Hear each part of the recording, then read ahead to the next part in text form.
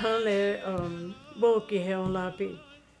Oyate le nach peke le na onke apie. Le makhochum ki trape ke le na onke chipi. Dago onke trape ke le na hekta ke la khota ki onke chipi. Chawo ke he onichilape. We are the matriarchal Tichuan Lakota Oyate of the Oshedi Shakoan, an indigenous First Nation people of Turtle Island, the continent known as North America.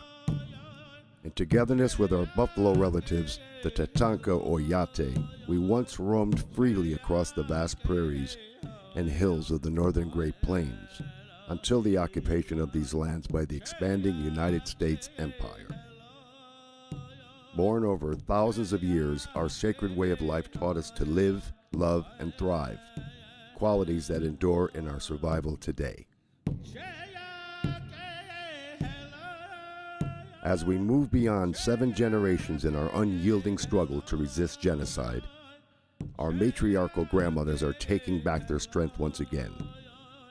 In togetherness with Lakota warriors and people, we speak out for accountability and change to end the atrocities that keep us from healing our nation.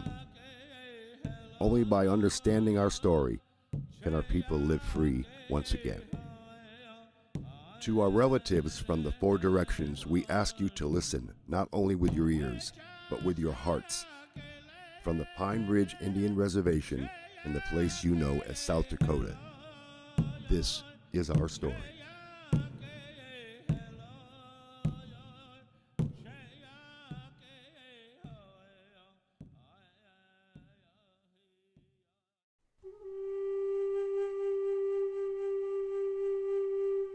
We did not ask you white men to come here.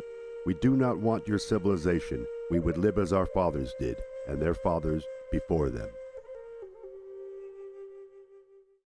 In 1492, the indigenous Arawak people of the Caribbean islands encountered Christopher Columbus of Spain.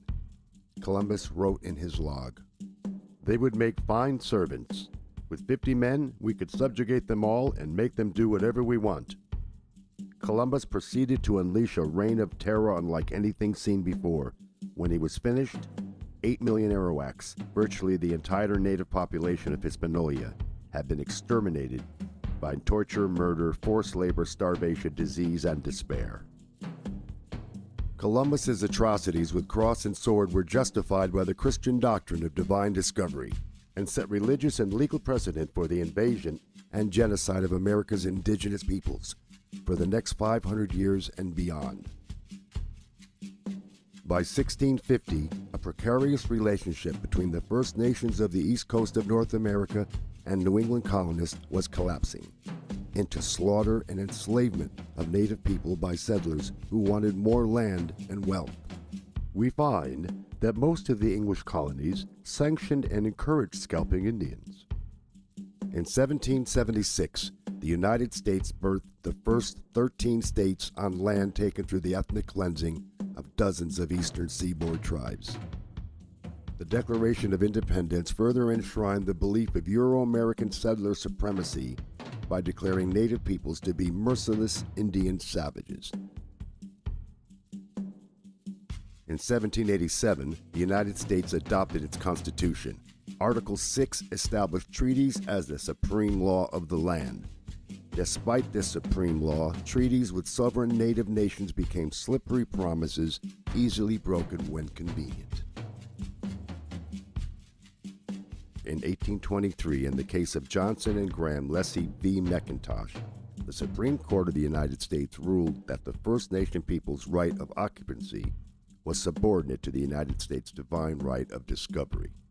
The United States has unequivocally agreed that discovery gave an exclusive right to extinguish the Indian title of occupancy.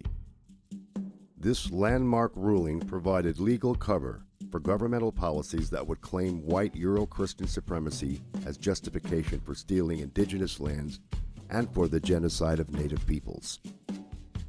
In 1849, The California Gold Rush triggered the mass western migration of settlers, putting them in direct conflict with existing indigenous nations. In 1851, anxious to protect white settlers on their way to California and to avoid a full-scale war with the Lakota and our allies, the United States requested the Treaty of Fort Laramie with the Sioux and other northern Great Plains nations. 6 Sioux men signed the treaty, which recognized the Lakota Nation's sovereignty over a vast territory amounting to approximately 5% of the continental United States. With the end of the Civil War in 1865, the United States sent its war-hardened soldiers on a crusade to settle the West. Led by the growing dogma of manifest destiny, the U.S. claimed the God-given right to expand its borders from sea to shiny sea. Damn any man who sympathizes with Indians. I have come to kill Indians and believe it is right and honorable to use any means under God's heaven to kill them. In 1868, unable to defeat the warriors of the Sioux, Cheyenne, and Arapaho nations fighting to protect our lands and people, for the first time in its history, the United States appealed for peace and drafted the Second Treaty of Fort Laramie. The treaty established the Great Sioux Reservation, including the Black Hills, and unceded Indian Territory, to be set apart for the absolute and undisturbed use and occupation of the Indians, and that no white person or persons shall be permitted to settle upon or occupy any portion of the Indian Territory. Unable to defeat our free Lakota people with military might, the U.S. government increased the use of deceptive practices to subvert our matriarchal system and to create the appearance of agreement when our lands and rights were stolen. It is my purpose to utterly exterminate the Sioux.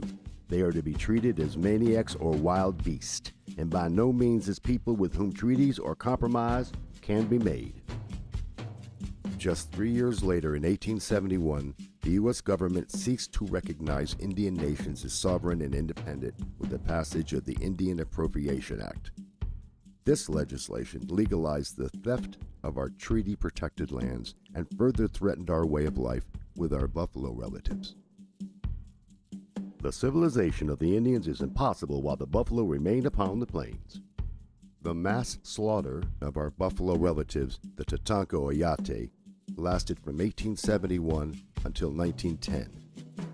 In just the first 7 years, buffalo hunters decimated the great herds of buffalo, nearly to extinction. The U.S. Army encouraged the slaughter by providing free ammunition and supplies.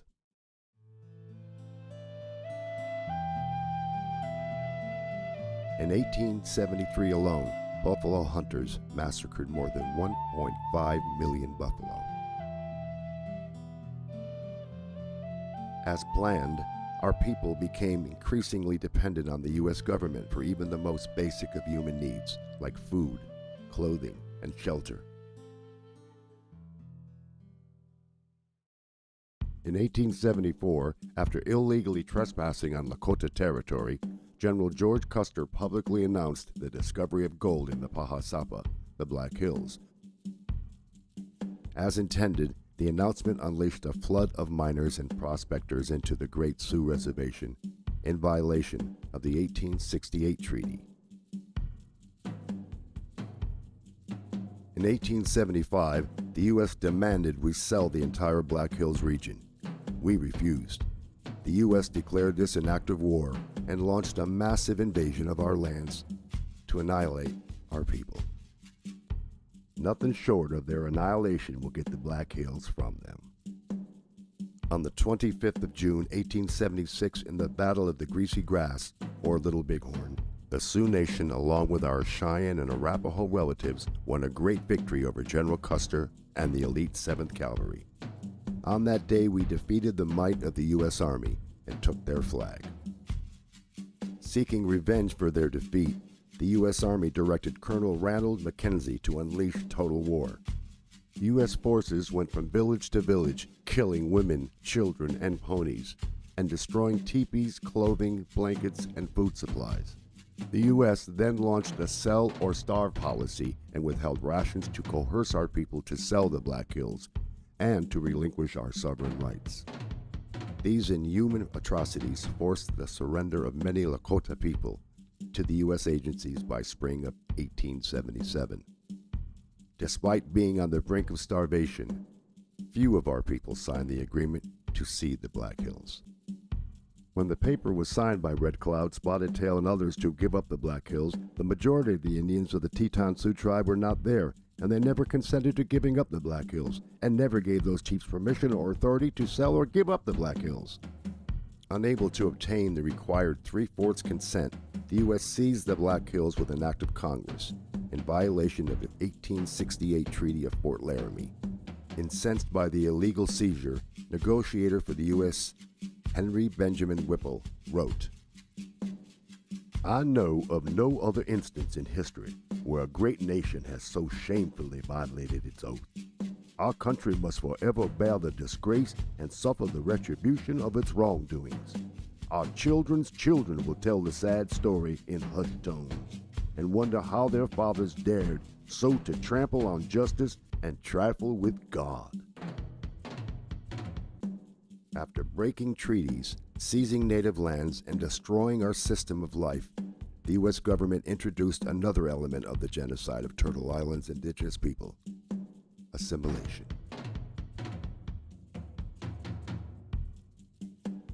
Kill the Indian, save the man. In the 1880s, the U.S. government joined forces with Christian and Catholic missionaries to steal Native children, as young as 2 years old, from their families, ship them to schools far away, burn their clothes, and cut their hair, deprive them of loving family contact for years, and use mental and physical abuse to force their assimilation into American society and the Christian religion. There are but two goals for the Indians: civilization or annihilation. In 1883, the U.S. created the Code of Indian Offenses to criminalize our culture and spiritual practices such as the Sundance, the Giveaway, Gifts for the Bride, Feast, and Medicine Men. Punishments included fines, hard labor, imprisonment, and withheld rations. In 1885, the U.S. Congress continued its assault on tribal sovereignty by passing the Major Crimes Act, which unilaterally extended U.S. jurisdiction over major crimes into sovereign Lakota territory. In 1887, the U.S. Congress approved the General Allotment Act to divide communal land of the Great Sioux Reservation into individual parcels of privately owned property assigned to tribal members. Our people had no concept of individual ownership of our Mother Earth. The Indian must be imbued with the exalting egotism of American civilization, so that he will say "I" instead of "we," and "this is mine" instead of "this is ours." 2 years later, in 1889, in violation of the 1868 Treaty of Fort Laramie, the U.S. Congress passed an act to divide the Great Sioux Reservation into 5 separate and smaller reservations, including the Pine Ridge Reservation. The U.S. government opened the remaining 11 million acres of Sioux Treaty territory for public purchase, including sacred sites and burial grounds our people used for thousands of years. Having wronged them for centuries, we had better, in order to protect our civilization, follow it up by one more wrong and wipe these untamed and untamable creatures from the face of the earth. By 1890, our Lakota people, once powerful and free, were entirely dependent on the U.S. government. The U.S. had forcibly removed our people from our homeland, confined them to reservations, cut their rations by half, stolen our children, and decimated the great herds of our buffalo relatives. On the 29th of December, 500 soldiers of the U.S. Army's 7th Cavalry Regiment surrounded Bigfoot's band of about 350 Lakota people at Wounded Knee Creek, and along with 4 rapid-fire Gatling guns, massacred 312 of our men, women, and children.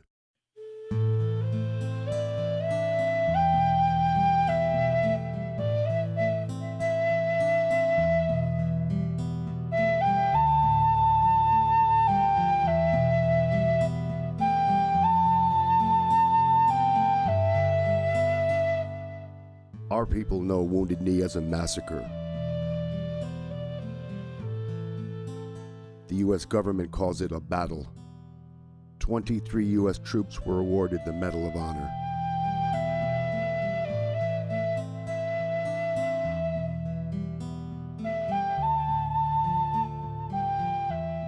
Something else died here in the bloody mud and was buried in the blizzard.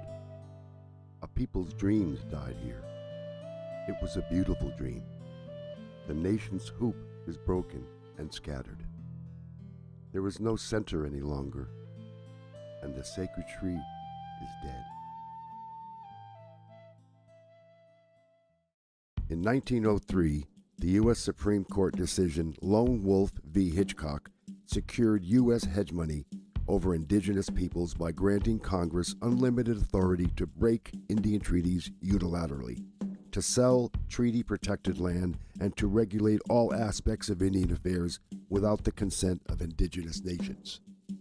In 1934, President Franklin D. Roosevelt and the U.S. Congress passed the Indian Reorganization Act, the IRA. In a misguided attempt to fix the indigenous nations the U.S. deliberately had broken. Despite opposition from traditional elders and in violation of the 1868 treaty, John Collier, Commissioner of Indian Affairs, and Harold Ickes, Secretary of Interior, illegally approved the IRA Oglala Sioux Tribal Council and Constitution for the Pine Ridge Reservation with the support of only 1,348 tribal members, out of an estimated 12,000 Oglala Lakota people. Most of our people were ineligible, unable, or unwilling to cast a vote. In the 1960s and 70s, U.S. Indian Health Services, IHS, physicians performed involuntary sterilizations on thousands of Lakota women aged 15 to 44. IHS facilities singled out full-blood Lakota women for sterilization procedures. On the 27th of February, 1973, 300 American Indian Movement activists from more than 75 tribes began occupying Wounded Knee, the site of the massacre 83 years earlier. Traditional elders from Pine Ridge sought to exercise our people's natural right to sovereignty and to take a stand against the corruption of the illegal Oglala Sioux tribe government. Continuing the 150-year war on the Lakota people, federal authorities escalated the occupation of Wounded Knee into armed conflict with a force of U.S. Marshals, FBI agents, National Guard personnel, armored personnel carriers mounted with machine guns, snipers and helicopters, semi and fully automatic assault rifles, grenade launchers, tear gas, jets for aerial photographs, and paramilitary personnel. The occupation ended after 71 days, when a local Lakota man was killed by a federal sniper and both sides agreed to disarm.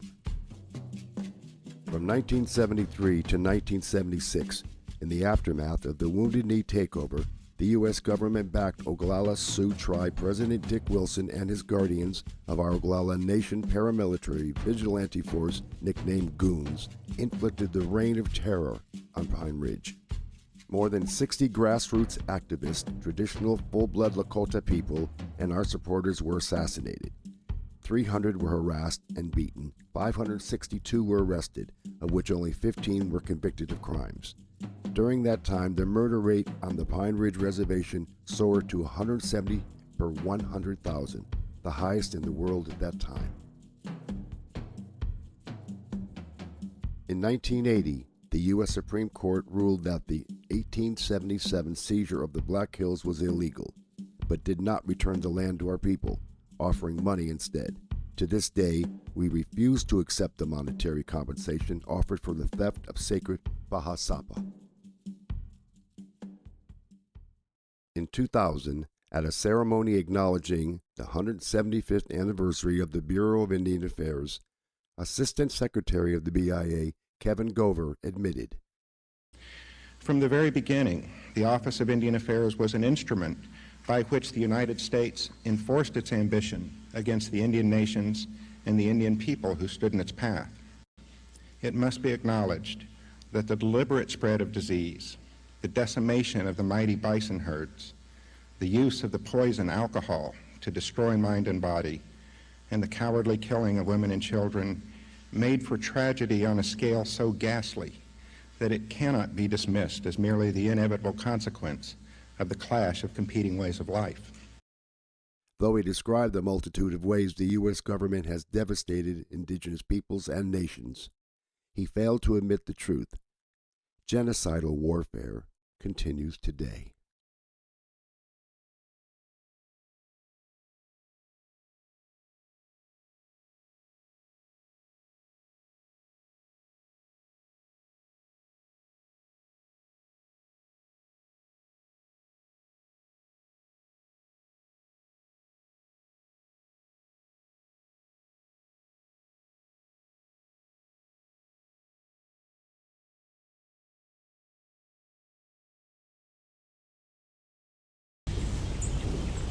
So, past, present, future, you exist, the body changes. Is it not clear? That's clear. Yeah. So therefore, the conclusion that when he'll not have this body, he'll have another body.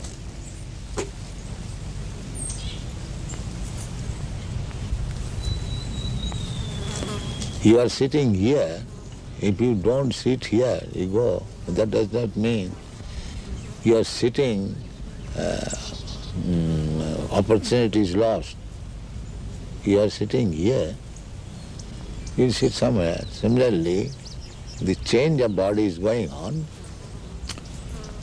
Therefore, the conclusion is that after you give up this body, you will have another body, as you have already done. What is the difficulty to understand? The seeming difficulty is that while the body is different from that of a boy. Different body must be different. Therefore, that is called change of body. Unless it is a different body, where is the change?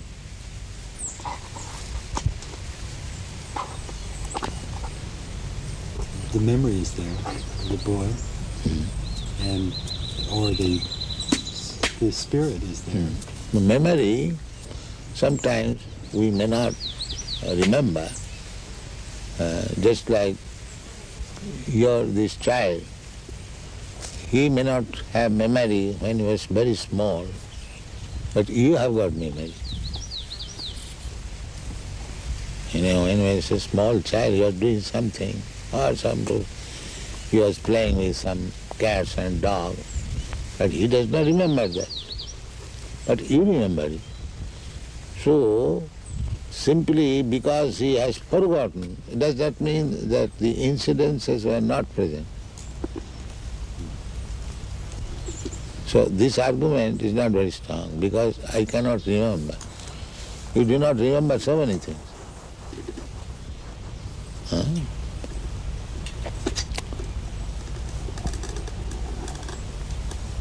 But the fact is this, that you are changing from this body to this body to this body. Therefore the conclusion should be, that after this body I will accept another body. And that's the fact.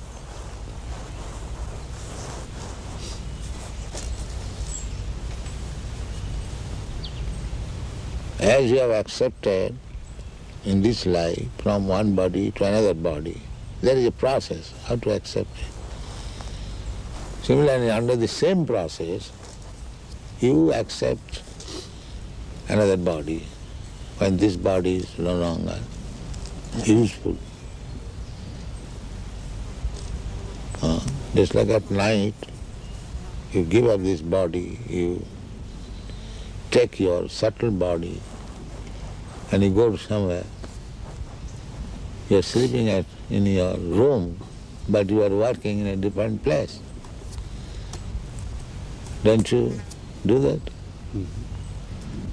So, because this body is still useful, therefore you come to back again this body, and in the morning you wake up with this body.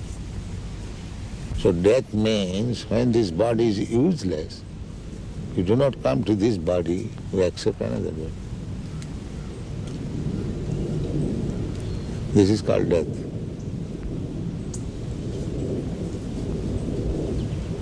That subtle body takes you from this body to the womb of another mother by nature's direction, that this soul shall get this kind of body. So the soul is entered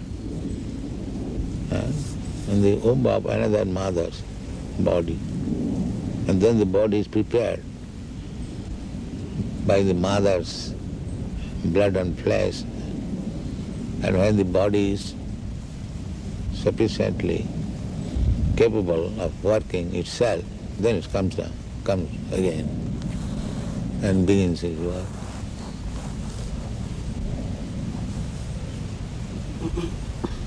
This is birth and death. The soul is eternal. Therefore, a sober man should think, why should I change my body? Why this trouble I shall take? That is human sense. If I am eternal, why not my eternal body? Eternal existence, why shall I die? This is human sense. Unless one comes to this understanding, he is animal. Because animal, by nature's law, is going on. He does not know.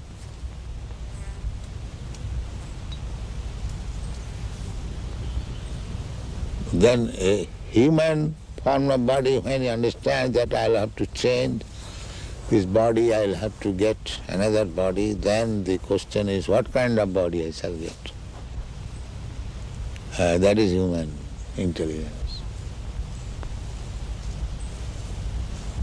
By nature's way, we are getting body, but that is on the selection of the nature according to my work. If I work like animal, I get animal body. If I work as demigod, I get demigod body. If I act as trees, then you get tree body. If you acted like dog, you get dog's body. Nature's way. Therefore you find so many varieties of body.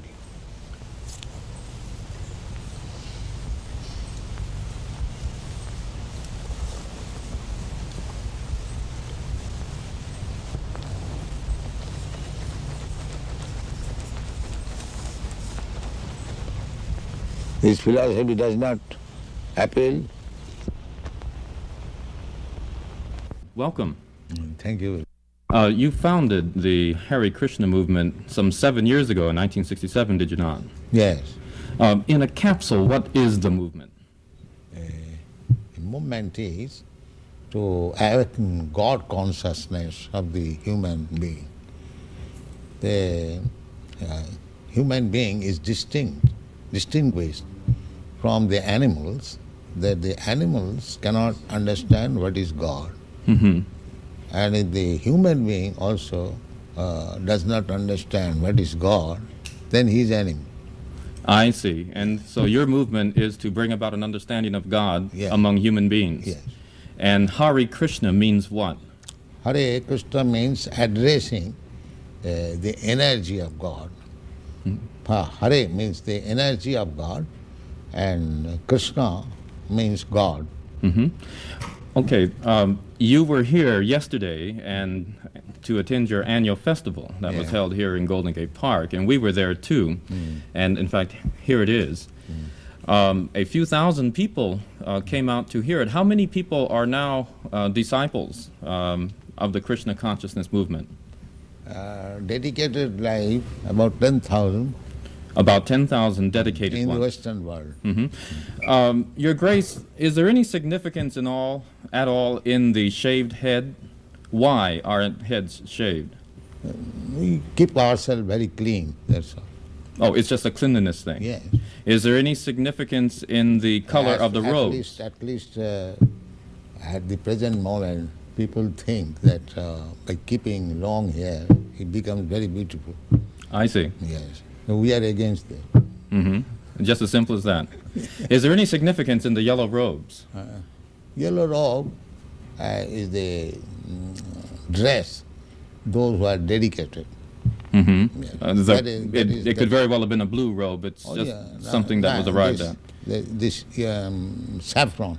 Mm-hmm. Mm-hmm. Your Grace, why do you feel that so many people are pulling away from the traditional religions in this country, such as Christianity and so forth, and going for the trying to understand the Eastern religions? We hear a lot of swamis and gurus and other type of yogi and so forth. Why do you feel that people are pulling away from the traditional Christian standards here? But we see that the Christian churches, especially I have seen in London, mostly closed. People are not interested, or the Christian leaders, they cannot make them interested. Why? Did Christianity fail the people, which is why they're turning to other things? Or? I think so. Mm-hmm. Mm-hmm.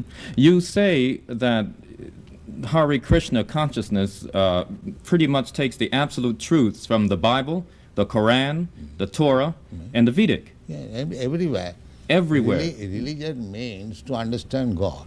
I understand, but do you feel that in getting truths from various places like the Bible and the Quran and so forth, don't you run into conflicts at all or contradictions in those particular philosophies? No, I don't find any conflict, because the ultimate goal is God. So you have to understand God and try to love Him. So you can go through any religious process. If the goal is attained, that you understand what is goal, and you try to love Him, then your life is perfect. Why do we see so many of your followers chanting almost all the time? Chanting means to keep association with God always. So you have to audibly chant Hare Krishna? Yes. This is transcendental vibration. Just like a radio message, if you keep contact with the radio message, then you know everything what is going on outside. Similarly, this transcendental sound, Hare Krishna, if you chant, then you keep connection with God directly. Thank you very much, Your Divine Grace. It's been our privilege to talk with you and to meet you. Thank you. And hope that we can see you again when you return. Hare Krishna. Yeah. We'll be back with more news in just a moment.